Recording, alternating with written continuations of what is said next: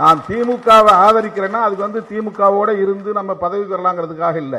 நான் பெரியார் பாசறையில் பயின்றவன் என்பதனால் திமுகவை நான் ஆதரிக்கிறேன், அவ்வளவுதான். Very simple. உடனே திமுகவுக்கு கொத்தடிமை, திமுக 2 சீட்டு 3 சீட்டு அது கூட உன்னால வாங்க முடியாம தான் நீ கிடைக்கிற வெளியில. ஒரே ஒரு கவுன்சிலர் சீட்ல கூட உன்னால ஜெயிக்க முடியலையே, அதுல என்ன பெருமை? பாலிடிக்ஸ்ல ஸ்ட்ராட்டஜி தான் முக்கியம்.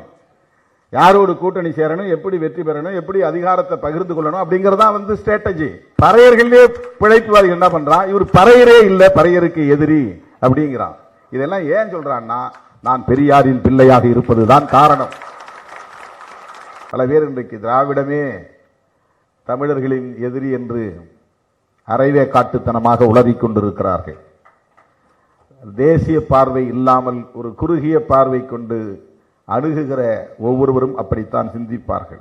சாதி உணர்வை சிதைக்கிற ஒரு அரசியலாக, வலிமை பெற்ற ஒரு அரசியலாக திராவிடியன் பாலிடிக்ஸ் இருந்தது.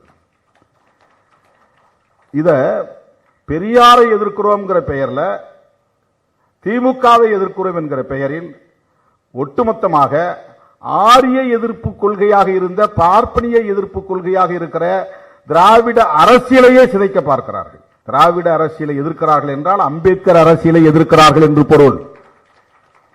திராவிட அரசியலை எதிர்க்கிறார்கள் என்றால் தந்தை பெரியாரின் அரசியலை எதிர்க்கிறார்கள் என்று பொருள்.